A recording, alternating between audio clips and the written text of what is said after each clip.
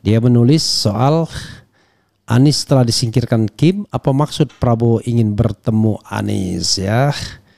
Jadi kita coba lihat analisisnya ya.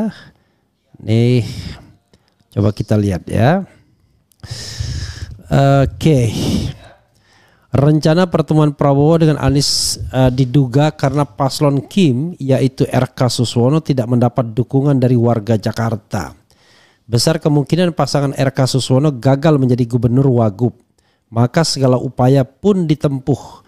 PKS sendiri yang telah membuang Anies kabarnya telah menyatakan siap menjadi mediator untuk mempertemukan RK dengan Anies. Tapi rupanya niat itu cuma bertepuk sebelah tangan karena anak abah menolaknya. Kemudian warga Jakarta sudah jelas-jelas menolak RK yang boleh dibilang musuhnya pendukung Persija. Secara prestasi RK juga tidak bagus di Jabar, bahkan boleh dibilang gagal dan hampir mendapat raport merah. RK juga gubernur yang tega memecat guru honorer ya. Bagi warga Jakarta, RK citranya sudah sangat buruk. Prabowo dan Gerindra sebagai komandan Kim bersama Jokowi telah sengaja menyingkirkan Anies, termasuk di dalamnya PKS. Kiranya saat ini semua partai di Kim sudah mengkhianati Anies. Segala upaya membujuk baca menjebak Anies sudah tidak berpengaruh lagi bagi perjalanan politik Anies ke depan. Semua elit partai di Kim saat ini sudah jadi sandera dan boneka Jokowi.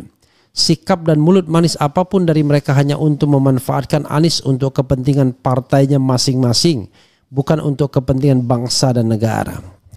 Tapi kalau sandera Jokowi barangkali sudah agak berbeda konstelasinya, tapi kita baca terus ya.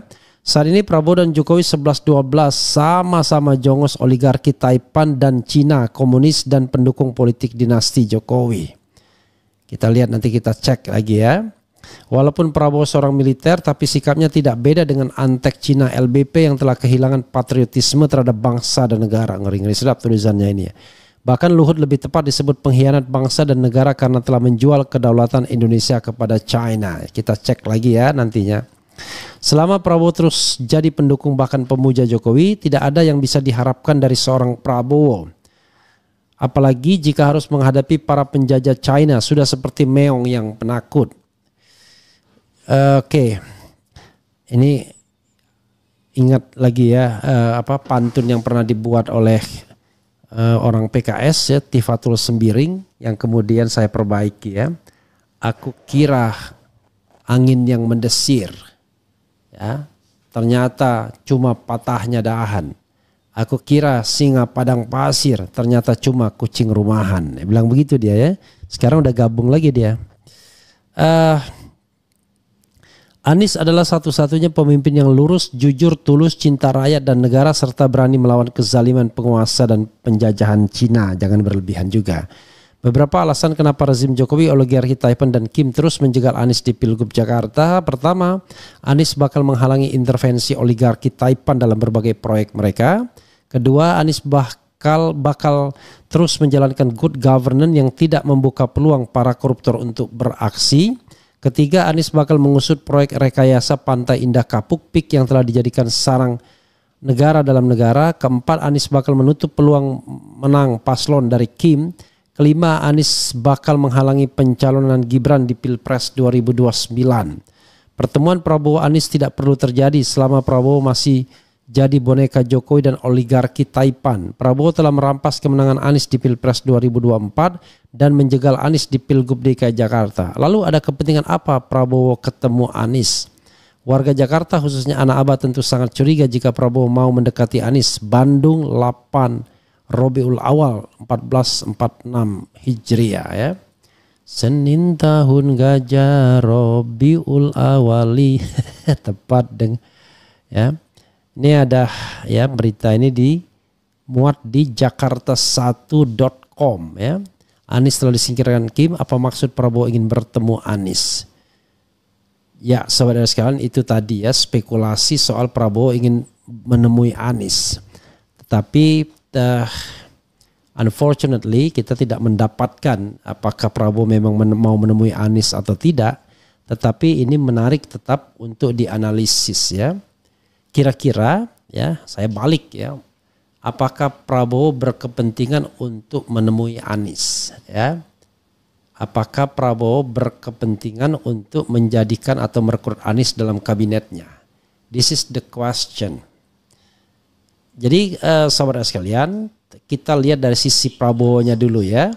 Jangan dari sisi Aniesnya.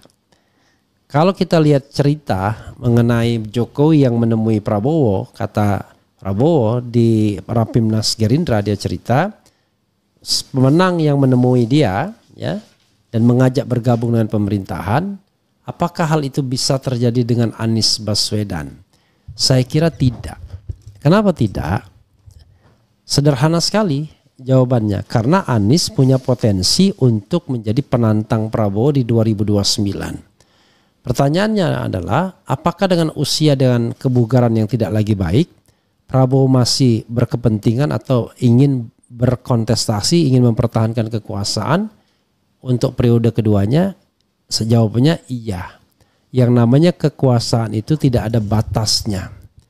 Apalagi kalau kita mempertimbangkan orang-orang sekitarnya.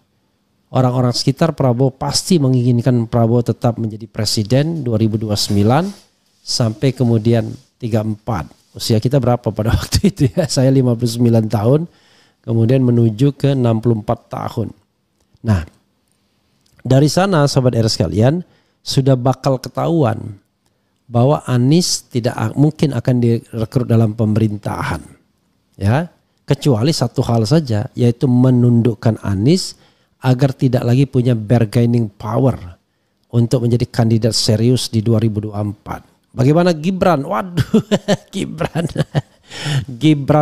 menurut saya tidak akan menjadi kandidat serius. Kalau Kodari mengatakan yang namanya katanya koalisi permanen, kalau saya meragukannya. Bahkan bisa jadi Gibran akan di-impeach setelah dilantik 20 Oktober mendatang. Why?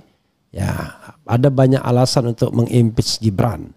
Tetapi Gibran he is not sophisticated leader. Ya, kemampuannya juga nggak jelas, pas-pasan saja ya. Narasinya juga tidak, ya bedalah dengan anak-anak muda yang memiliki kemampuan yang luar biasa. Jadi kita tidak perlu mengkhawatirkan Gibran sebagai 2029 sebagai the next leader, tapi Anies lah yang perlu dikhawatirkan kalau seandainya terjadi pertarungan yang genuine di 2029, karena Anies adalah pemimpin yang organik, pemimpin yang tumbuh dari bawah, bukan pemimpin yang tumbuh dari atas. Kalau Prabowo pemimpin yang tumbuh dari atas karena menantu presiden, kemudian jenderal, kemudian memimpin partai politik, membangun partai politik, punya kemampuan finansial luar biasa. Sehingga dia mencalonkan dirinya sendiri. Nah, kalau Anies berbeda. Dia dicalonkan oleh kekuatan-kekuatan lain yang memandangnya potensial. Dan memang iya, kalau terjadi head to head yang kira-kira fair, Anies tidak susah mengalahkan Prabowo dalam debat dan lain sebagainya. Itu sobat era sekalian. Jadi kecuali ini periode kedua. Kalau periode kedua, maka bisa terjadi skenario seperti Jokowi merangkul Prabowo pada periode keduanya, karena dia tidak akan lagi dicalonkan pada periode ketiga, walaupun mencoba untuk memperpanjang masa jabatan, tetapi akhirnya hal tersebut ditentang oleh Megawati Soekarno Putri. Begitu sobat era sekalian. Karena itu kalau sekarang Prabowo mau menemui Anies, saya kira Prabowo pun tidak punya kepentingan yang luar biasa ya. Mungkin menemui Anies itu prioritas yang terakhir. Kecuali tadi dia melihat gerakan Anies itu potensi untuk membesar, maka pakai ilmu Sun Tzu. Kalau Anda tidak bisa menundukkan lawan, maka rangkullah dia. Nah sekarang saya belum melihat bahwa Prabowo merasa penting untuk merangkul Anies Baswedan. Yang terjadi adalah Prabowo saat ini berkepentingan untuk menyingkirkan Anies dari gelanggang politik, sambil menunggu apakah dia masih bisa terus menguat atau tidak, dengan misalnya rencana membuat partai barunya. Jadi kalau saya untuk sementara melihatnya begitu ya sobat era sekalian. Ketimbang Prabowo ngebet untuk menemui Anies, kelihatannya for this now ya, for the time being, itu sepertinya konsolidasinya adalah bagaimana menyatukan kekuatan-kekuatan partai politik yang ada, termasuk bernegosiasi dengan PDIP sehingga PDIP tidak menjadi kekuatan oposisi. Jadi nanti tidak ada oposisi di parlemen, Prabowo kan tidak mau dikritik sehingga semuanya melenggang dengan mudah dan murah. Mudah dan murah. Mudah karena semua akan mengiyakan, murah cukup dibeli dengan 1-2 partai politik. 1-2 kursi pemerintahan. Makanya kursi dibanyakin menjadi 44 dari 34. Begitu sobat era sekalian ya. Jadi anak abah tidak boleh GR ya. Anak abah harus realistis bahwa Anies sampai sekarang tidak masuk dalam sebuah gelanggang politik dan juga belum dipertimbangkan untuk masuk dalam gelanggang politik. Apakah misalnya Prabowo akan menawari Anies sebagai seorang menteri? Saya meragukannya. Kenapa? Karena di satu sisi dia takut juga, ya kan? Tetapi di sisi yang lain dia juga berpikir cara mematikan fanatisme kepada Anies adalah dengan merekrutnya menjadi menteri dan kemudian membuangnya di tengah jalan. Karena itu Anies harus waspada. Tawaran apapun atau jabatan apapun dari pemerintahan Prabowo Gibran ya tidak seharusnya dia terima kecuali dia mau mengkhianati pemilih atau konstituennya. Begitu sobat semuanya ya. Oke. Tadi banyak sudah kita mendengarkan lagu-lagu ya. Sampai sampai 30 menit lagu semua ya.